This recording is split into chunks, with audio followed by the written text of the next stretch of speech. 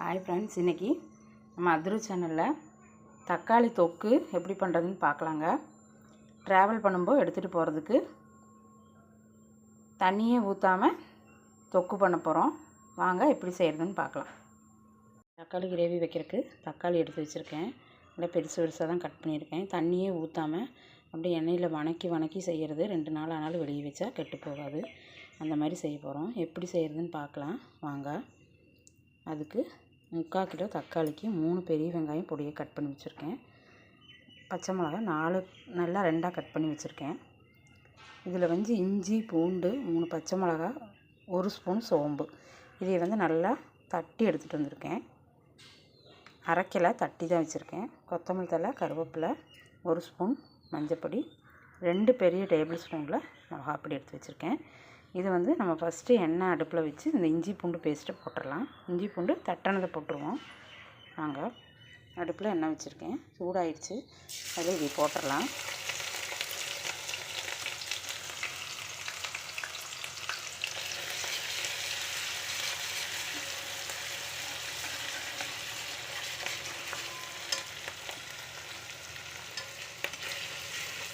சப்பாத்திக்கு சாப்பிட்றது தான் நான் செய்கிறேன். இது தண்ணியே நம்ம பண்ண மாட்டோம். அடுப்பு கம்மியாக வச்சு இல்லை எண்ணெயிலேயே இப்படியே வணக்கிட்டே இருந்தோம்னா அதிலே வெந்து வணங்கி அப்படியே கொஞ்சமாக வரும். அது ஃப்ரிட்ஜில் வைக்கணுங்கிற அவசியம் இல்லை. 2 நாள் வெளியவே நம்ம வச்சுக்கலாம். இதிலையே எடுத்து வச்சுருக்க வெங்காயத்தை போட்டுருவோம்.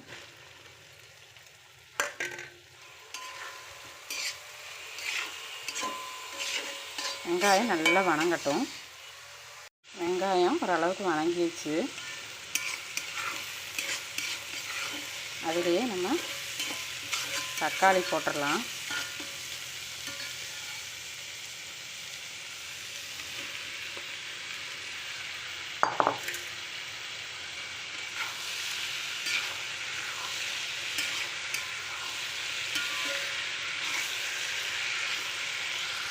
அப்படியே தேவையான அளவுக்கு உப்பு போட்டுருவோம்.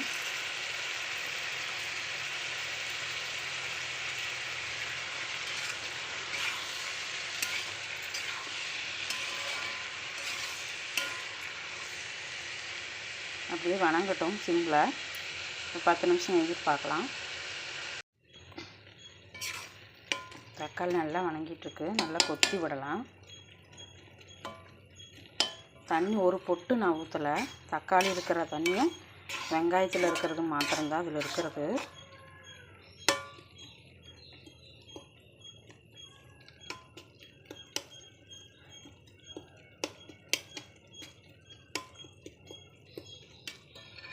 இப்போ இதில் நம்ம எடுத்து வச்சுருக்க மஞ்சப்பொடி போட்டுடலாம்.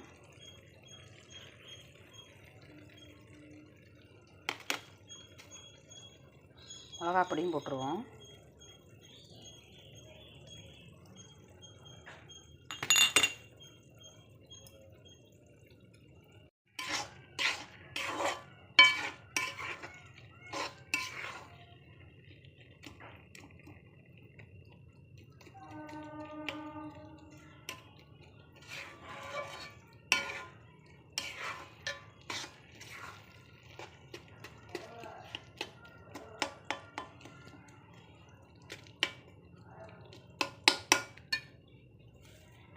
கொத்தமல்லி தழையும் கருவேப்பிலையும் போட்டுடலாம். ஏன்னு கேட்டால் அதோட எசன்ஸ் எல்லாம் இறங்கட்டும்.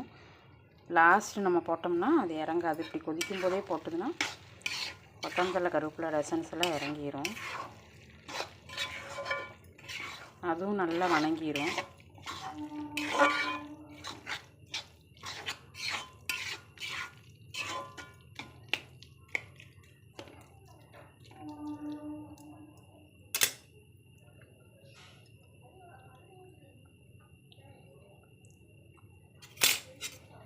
உப்பு பார்த்துடலாம்.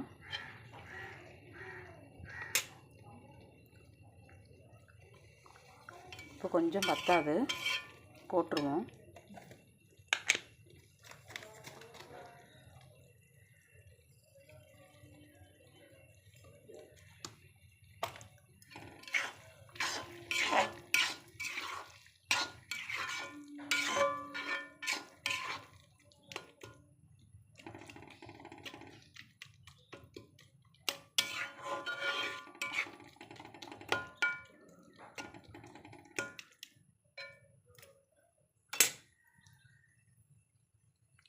மூடி வச்சிடலாம்.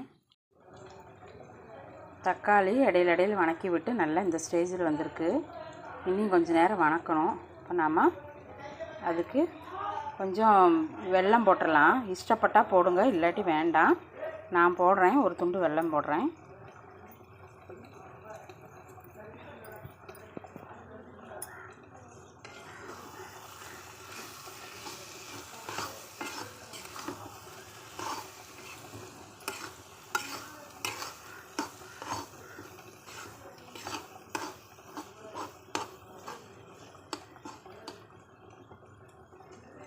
இந்த வெல்லமெல்லாம் உருகி நல்லா திக்காக கிரேவி பதத்துக்கு வரட்டும்.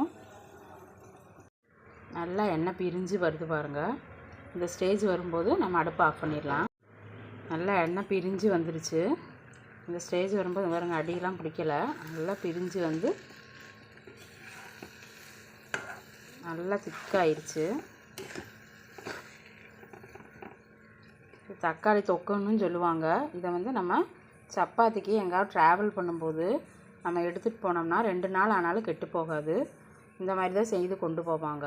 நல்லாயிருக்கும், டேஸ்ட்டாக இருக்கும், கெட்டும் போகாது. நான் புளியெல்லாம் சேர்க்கலை, வெறும் தக்காளி, வெங்காயம், இஞ்சி, பூண்டு விழுது இந்த மாதிரி தான் போட்டிருக்கேன். அதனால் கெட்டு போகாது. நம்ம தண்ணியே ஊற்றாதனால தாராளமாக 2 நாளைக்கு எடுத்து வைக்கலாம், தைரியமாக எடுத்து வைக்கலாம். நல்லா இது பண்ணி வணங்கி எண்ணெய் பிரிஞ்சு வருது பாருங்கள். இந்த ஸ்டேஜ் வரும்போது நம்ம அடுப்பு ஆஃப் பண்ணிடலாம். சூப்பராக இருக்குங்க, சப்பாத்திக்கு சூப்பராக இருக்கும். நல்லா ரோல் பண்ணி சாப்பிட்லாம். குழந்தைகளுக்கெல்லாம் இப்படி ஸ்கூலில் லஞ்ச் பாக்ஸ் எல்லாம் கொடுத்து விடலாம். நல்லாயிருக்கும். எங்கேயாவது ட்ராவல் பண்ணும்போது நம்ம சப்பாத்தி பேக் பண்ணி எடுத்துகிட்டு போனோம்னா, இதே மாதிரி செஞ்சு கொண்டு போனோம்னா 2 நாள் ஆனாலும் நம்ம தாராளமாக எடுத்து வைக்கலாம், கெட்டு போகாது. இதில் புளி ஒரு பொட்டு சேர்த்தலை, ஆனால் சூப்பராக இருக்கும். ஏன்னா தண்ணி நம்ம சேர்க்காதனால நல்லா எண்ணெயிலே வணக்கி இருக்கிறனால கேடே வராது, நல்லாயிருக்கும். செஞ்சு பாருங்கள், ட்ரை பண்ணி பாருங்கள், சூப்பராக இருக்குங்க. இதை வேறு பவுலில் மாற்றிடலாம். அடுப்புலேருந்து இறக்கி வச்சிட்டேன். நான் வந்து கொஞ்சம் கருவேப்பிலையும், கொத்தமல்லி தழை, புதினா அதெல்லாம் பொடியாக கட் பண்ணி வச்சுருக்கேன். அதையெல்லாம் போட்டுருவோம்.